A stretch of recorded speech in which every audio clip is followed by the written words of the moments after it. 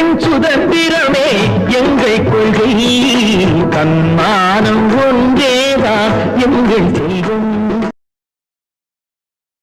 அரசியல் ரீதியாக அவருடைய அரசியல் என்றி அவர் அரசியல் நுழைந்தது. அதன் பிறகு ஒரு 15 ஆண்டுகள் ஒரு அரசியல் அமைப்பு கட்டமைப்பாக கொண்டு வந்தார். அந்த 15 ஆண்டுகளில் 11 ஆண்டுகள் இந்த மண்ணின் இந்த மாநிலத்தின் முதலமைச்சராக இருந்து இந்த மக்களும் இந்த மாநிலமும் மேன்மையுறுவதற்காக பல திட்டங்கள் நிறைவேற்றிருக்காரு. அது உங்களுடைய பார்வையில் எப்படி பார்க்குறீங்க? அதாவது மிகச்சிறந்த தலைவர் அப்படின்னு சொன்னால் நம்ம தமிழகத்தை ஆண்ட முதல்வர்களில் எம்ஜிஆருக்கு தான் முதலிடம். ஏன்னு சொன்னால் அந்த மக்களுடைய மனதின் ஆழத்தில் இருக்கக்கூடிய உணர்ச்சிகள் இருக்குது பார்த்தீங்களா, ஒரு இரக்கமாக இருக்கட்டும், அன்பாக இருக்கட்டும். ஒரு உதாரணம் சொல்கிறேன். ஒரு பெண் விதவை ஆயிடுறா, ஹஸ்பண்டோட வேலையை கொடுக்குறாங்க. கொஞ்ச நாள் கழிச்சு அவள் இன்னொரு கல்யாணம் பண்ணிக்கிறா. உடனே என்ன சொல்கிறாங்க, அவன் பேரை சொல்லி தானே இந்த வேலையை வாங்கினேன், இப்போ தான் இன்னொருத்தனை கல்யாணம் பண்ணிக்கிட்டாலும் இவன் உனக்கு சம்பாரிச்சு கொடுப்பான்ல, அப்போ அந்த வேலையை கொடுத்துரு, எழுதி கொடுத்துரு அப்படின்றாங்க. ஆனால் எம்ஜிஆர் என்ன சொல்கிறார், ஏ உடியா, இந்த வேலை இந்த சம்பளம் இருக்குன்னு தான் அவன் இந்த பிள்ளைய கட்டியிருப்பான். அந்த பார்க்கின்ற கோணம், அந்த மனிதாபிமானமான கோணம் அது.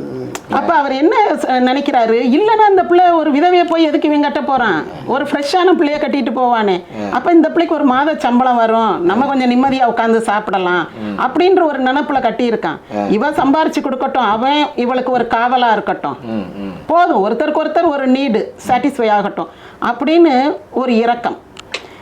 ஒரு டபுள்ஸ் போகக்கூடாதுன்றாங்க. ஏன் டபுள்ஸ் போகலாம் விடுங்க, இதெல்லாம் ஒரு பெரிய குற்றமா அப்படின்னு. இப்போ ஒரு ஹஸ்பண்ட் ஒய்ஃப் 2 பிள்ளைகளை மடியில் வச்சுக்கிட்டு ஒரு கல்யாணத்துக்கு போகலாம், சினிமாவுக்கு போகலாம், கோயிலுக்கு போகலாம், குடும்பமாக போகலாம். அதே மாதிரி ஹஸ்பண்ட் ஒய்ஃப் 7 கிலோமீட்டருக்குள்ளே தான் இருக்கணும். சாயந்தரம் ஆனால் ஹஸ்பண்டோ ஒய்ஃபோ வீட்டுக்கு சேரணும். 2 பேரும் நான் அரசு வேலை பார்க்குறேன், அரசு பணியில் இருக்கிறேன், சம்பளம் வாங்குறேன்னு சொல்லிட்டு ஆளுக்கு ஒரு ஊரில் இருக்கக்கூடாது. இதெல்லாம் அவருக்கு இதெல்லாம் ஒரு குடும்பத்தில் இருக்கிற ஒரு தாயுள்ளம் அல்லது ஒரு தந்தை மனம் உள்ளவங்களால தாங்க நினச்சி பார்க்க முடியும். நம்ம சொல்கிறோம் அவருக்கு பிள்ளை இல்லை அப்படின்னு, அவருக்கு என்ன பிள்ளை இல்லை, இந்த இந்தியாவில், தமிழ்நாட்டில், உலகத்தில் இருக்க அத்தனை பேரும் அவருக்கு பிள்ளைங்க தான். அவர் அந்த ஒரு தாயுள்ளத்தோடு நினச்சி பார்க்குறாருல்ல, சரி பாவம் அப்படி தான் இருக்கணும், அதுங்களுக்கு விட்டு கொடுங்க. அந்த மாதிரி யார் செய்வா? இந்த மாதிரி எந்த முதலமைச்சரும் செஞ்சதே இல்லை. பண்பாடுன்னு சொன்னால் உள்ளத்தின் உள்ள அன்பை உணர்ந்து பார்த்தல், அந்த பண்பாட்டில் சிறந்தவர் எம்ஜிஆர். அடித்தட்டு கிராம மக்கள் பயன்பெற வேண்டும் என்பதற்காகவே கிராம தன்னிறைவு திட்டம்னு ஒரு பெரிய திட்டம், குறிப்பாக தொழில்துறையில் இன்னும் டாப்பில் கொண்டு வந்திருப்பார். அன்பு சகோதரி, இப்போ நீங்கள் ஒரு கண்ணை எம்ஜிஆராகவும் உங்களுடைய இன்னொரு கண்ணை தமிழாகவும் வச்சு பாவிச்சு உங்கள் கதாபாத்திரம் இன்னைக்கு சொசைட்டியில் நடைபோட்டுக்கிட்டு இருக்கு. ஆக தாய்மொழி தமிழை நேசிக்கக்கூடிய இந்த ராஜேஸ்வரி சகோதரி எம்ஜிஆர் தமிழை நேசித்ததை அதை எப்படி பார்க்குறீங்க? எம்ஜிஆர் மாதிரி தமிழுக்கு நல்லது செய்தவங்க வேற எந்த முதல்வரும் கிடையாது. எம்ஜிஆர் தான் தமிழுக்கு பல நன்மைகள் செய்திருக்கிறார். எழுத்து சீர்திருத்தத்தை துணிந்து அறிமுகம் செய்தது யாரு? பெரியாருடைய எழுத்து சீர்திருத்தத்தை பெரியார் நூற்றாண்டு விழாவில் செய்கிறார். ஏன் மற்றவங்க செய்யலை? எல்லாருக்கும் பயம். இந்த தமிழ் பேராசிரியர்களுக்கெல்லாம் அந்த காலத்தில் இருந்து வர்றதை மாற்றக்கூடாதுன்னு சொல்லுவாங்க. தமிழ் பேராசிரியராக இருந்தாலும் சரி, இங்கே நிற்கிற வேட்பாளராக இருந்தாலும் சரி, எம்ஜிஆர் சொன்னது தாங்க, அவர் தாங்க தலைவர். இஸ்லாமிய தொகுதியில் இந்துவை நிப்பாட்டுவார், கிறிஸ்துவ தொகுதியில் கொண்டு இஸ்லாமியரை நிப்பாட்டுவார், ஜெயிப்பாங்க. சாதாரண கூலி தொழிலாளி நிப்பாட்டுவாங்க, ஜெயிப்பாங்க. அந்த மாதிரியான ஒரு எல்லாரும் சொல்லுவாங்க, ஐயோ இந்த தொகுதியில் வேற யாரும் நின்னா ஜெயிக்க முடியாது, நான் பார்த்துக்கிறேன், ஓட்டு எனக்கா அவனுக்கா பார்த்துக்கிறேன். அதே மாதிரி எல்லாரும் அந்த சமயத்தில் யார் வாசை குழந்தைசாமி தமிழ் சீர்திருத்தத்துக்கு அவ்வளவு உதிர்க்காரு. அவர் ஓரளவுக்கு அந்த எழுத்து தமிழாசிரியர்கள் என்ன சொன்னாலும் சரி, மக்களுக்கு எது நன்மை, மாணவர்களுக்கு எது நன்மை, இளைஞர்களுக்கு, இளைய குழந்தைகளுக்கு எது நன்மை, அதை நான் செய்கிறேன் அப்படின்னு அவர் நன்மை ஒன்றையே குறிக்கோளாக கொண்டு செய்தவர். இந்த விஷயத்தில் அவருடைய அந்த 5ஆம் உலக தமிழ் மாநாடு மதுரையில் தான்.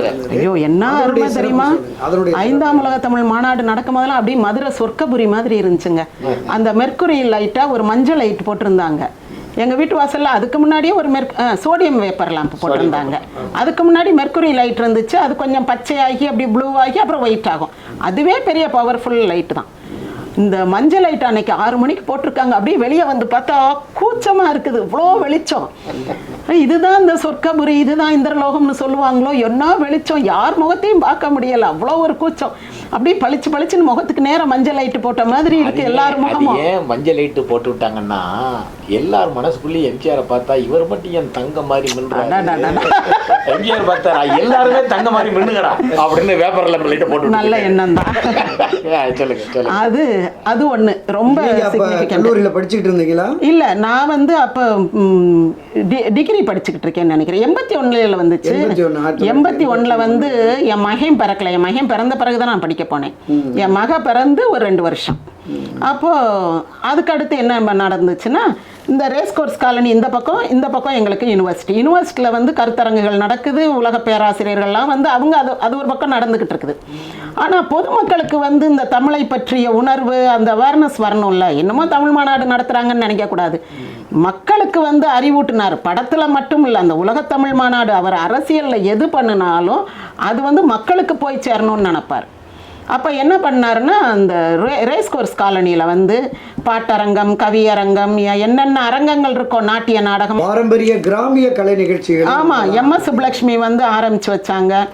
அது போக வந்து இந்த லெமூரியா காண்டம், அழிந்து போன குமரிக்கண்டம், அதை பற்றிய படங்கள் போட்டாங்க, டாக்குமெண்ட்ரி ஃபிலிம். ஆமாம், அப்போதான் மக்களுக்கு தெரிஞ்சது, ஓ, மனித சமுதாயம் உருவான இடமே நம்ம தமிழ்நாடு தான், நமக்கு வந்து அவ்வளவு தமிழின் தொன்மை இருக்குதுன்ற ஒரு மிகப்பெரிய கல்வியை அவர் அன்னைக்கு வந்து தமிழ்நாட்டு மக்களுக்கு கொடுத்தாரு. உண்மை உண்மை உண்மை. அந்த இது எப்படின்னா, அது பெரிய அந்த ரேஸ் கோர்ஸ் கிரவுண்டு, அங்கே வந்து மக்கள்லாம் படுத்து தூங்குவாங்க. திருவிழா, சித்திரை திருவிழா கூட அவ்வளோ கூட்டம் இல்லைங்க. ரோடு ஃபுல்லாக இந்த பக்கம் கூட்டம் போய்கிட்டே இருக்கும், அந்த பக்கம் கூட்டம் வந்துக்கிட்டே இருக்கும். இப்படி நின்று பார்த்தா நம்ம கண்ணுக்கு எதுக்க நம்ம ஐ சைட்டுக்குள்ளே ஒரு 200 பேர் கண்ணுக்கு தெரிவாங்க. ஒரு 100 பேர் இப்படி போவாங்க, 100 பேர் அப்படி போவாங்க. எல்லா 10 நாள், ஜனவரி 1 முதல் 10 வரை எல்லா தமிழ்நாடு முழுக்க ஸ்கூல்ஸ் எல்லாம் லீவு. எல்லாரும் குடும்பமாக வந்து அங்கேயே பக்கத்துலேயே கொஞ்சம் குறைச்ச விலைக்கு சாப்பாடெல்லாம் கொடுத்தாங்க. பொது கழிப்பிடங்கள் நிறையா இருந்துச்சு, அங்கேயே சாப்பிடுவாங்க. நிகழ்ச்சி 12-1 மணி வரைக்கும் நடக்கும். அந்த மைதானத்திலே தூங்குவாங்க. நல்ல கொசு மருந்து அடிச்சிருந்தாங்க. ஜனவரின்றனால அதிக குளிரும் இல்லை, வெக்கையும் இல்லை. தூங்கி எழுந்திரிச்சு காலையில் திரும்பி வருவாங்க. டெய்லி அப்படியே எல்லா இடமும் லைட்டு, ஒளி அலங்காரம், அதெல்லாம் அவ்வளோ சூப்பர். அப்புறம் இன்னொன்று என்ன நடந்துச்சு மதுரைக்கு நன்மைனா, அப்போ வந்து இந்த ரோடு போட்டாங்க. எல்லா இடத்துலையும் நல்ல சாலை போடும்போது இந்த குழாய் எடுக்கிறவங்களாம் இப்போவே தோண்டிக்கங்க, இனி 5 வருஷத்துக்கு ரோட்டை தோண்டக்கூடாதுன்னுட்டாங்க. இல்லைன்னா இன்றைக்குமே ரோடு போட்டு போனோம்னா மறுநாளே நம்மளால் அங்கனக்குள்ளே ஒரு வாய்க்கா வெட்டுவான். அதெல்லாம் வந்து சொன்னனால ஒரு 5 ஆண்டுகளுக்கு ரோடு வந்து பழுதாகாமல் இருந்துச்சு. இந்த மதுரை மாநகரனுடைய கட்டமைப்பையும் சிறப்பாக பண்ணியிருக்கு. அப்புறம் நிறைய அந்த வளைவுகள் வச்சாங்க. இது கொண்டு வந்தாங்க, சேரன் வாயில், சோழன் வாயில், அப்படி எல்லா திசையிலையும் மதுரைக்குள்ளே வர்ற இடத்துலலாம் ஒரு தோரண வாயில்.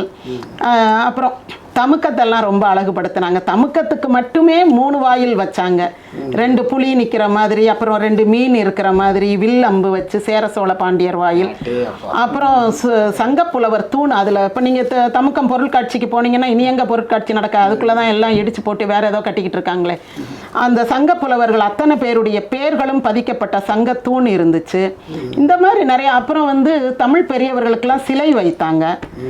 அண்ணா பீரியடில் வந்து கடற்கரையை ஒட்டி இங்கே வச்சார் சிலை. அதே மாதிரி எம்ஜிஆர் வந்து மதுரை முழுக்க சிலை வைத்தாங்க. அந்த நிறைய தமிழ்தாய் சிலையும் தமுக்கம் வாயில்ல வச்சாங்க. அது ரொம்ப அழகான சிலை. அதுக்கு இப்போ சேலை கட்டி மாரியம்மா மாதிரி ஆக்கி உட்கார வச்சுருக்காங்க.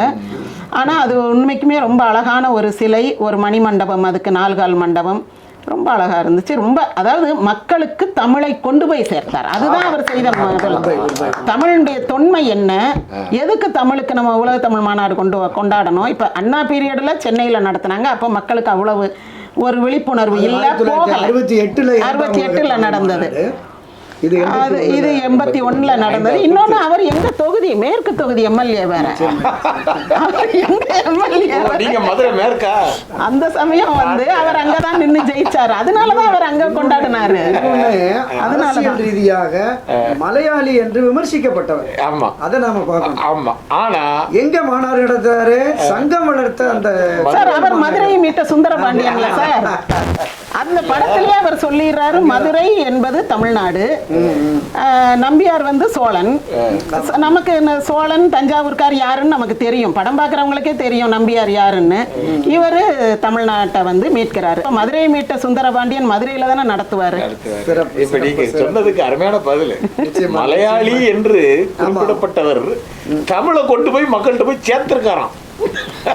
அப்ப நிறைய படங்கள் சார், இந்த கண்காட்சி அது இது அதெல்லாம் வச்சு மக்கள் இப்படி சுத்தி பார்த்துக்கிட்டு போனாலே தெரியும் எவ்வளவு படிச்சாங்க. தமிழாசிரியர்கள்லாம் அவங்க பிள்ளைகளை கூட்டியாந்து நாங்க பாடம் நடத்தி கூட இவ்வளத்தையும் சொல்லி தர முடியாதுமா, எல்லாம் விஷுவல். அப்போ தமிழாசிரியர்கள்லாம் எங்களால கூட இவ்வளவு பாடம் சொல்லி கொடுத்துருக்க முடியாது, இவ்வளவு குறுகிய காலத்துல தமிழக வரலாற்றையே கற்றுக் கொடுத்து விட்டார் அப்படியே வாத்தியார் அப்படின்னு சொன்னாங்க. வாத்தியாருக்கெல்லாம் வாத்தியாரா இருந்தாரு. இன்னொன்று, இந்த தமிழாசிரியர்கள் பெருமைப்படக்கூடிய விஷயம், எம்ஜிஆர் மேல அவங்களுக்கு என்ன பெரிய பிரியம்னா, பொதுவா தமிழாசிரியர்னா அது ஒன்னத்துக்கும் உதவாதது அப்படின்னு நினைச்சுக்கிட்டு இருப்பாங்க. இல்ல, இந்த தமிழ் பிஏ படிக்க போறவங்களே அப்படித்தான் நினைப்பாங்க, இது வேற எந்த கோர்ஸும் கிடைக்காதுதான் தமிழ் பிஏ படிக்கும் அப்படின்னு நினைப்பாங்க. ஆனா அவர் என்ன பண்ணாரு, தமிழாசிரியர்களை வந்து தலைமை ஆசிரியர்களாக்கலாம்னாரு. அப்படி ஒரு சட்டம் கொண்டு வந்தாரு. தமிழாசிரியர் என்பவர்கள் வந்து ஏனோதானான்னு நினைக்க கூடாது, அவங்கள வந்து ஏன்னா அவங்க பண்பாட்டையும் சேர்த்து கத்துக் கொடுக்குறாங்க. பாடம் மட்டும் இல்ல, பாடம் சயின்ஸ் வாத்தியார் பாடம் நடத்துவார், கணக்கு வாத்தியார் பாடம் நடத்துவார். ஆனா தமிழாசிரியர் மட்டும்தான் பண்பாட்டையும் சேர்த்து கற்றுக் கொடுப்பார். வாழ்கின்ற வழிமுறை எப்படி வாழணும் அப்படின்றத கற்றுக் கொடுக்கறது யாரு, தமிழாசிரியர். அப்ப அவரைத்தான் நம்ம கூடுதலா மதிக்கணும். அப்போ அவரை தலைமை ஆசிரியரா போட்டோம்னா அவர் அந்த மாணவர்களுக்கு வாழ்க்கைக்கு படிப்பினையாக இருப்பார். எப்படி சிந்திச்சிருக்கிறாரு பாருங்க. அவர் மாதிரி ஒரு சிந்தனையாளர், அவர் ஒரு கிரேட் பிலாசபர் சார். அவருடைய பதில்கள்லாம் பாருங்க, அவருடைய நான் ஏன் பிறந்தேன் படிச்சு பாருங்க, ஒரு பிலசாபிக்கல் திங்கிங் அதுக்குள்ள அப்படியே ஊடிலையாக போய்கிட்டே இருக்கும். எங்கேயுமே அவர் தன்னை ஒரு பிலாசபர்னு சொல்லிக்கிட்டதில்ல, ஆனால் வாழ்க்கை பற்றிய தத்துவங்களை அவர் மாதிரி அழகா உணர்ந்தவர். உணர்ந்தா தானே சொல்ல முடியும். உண்மை.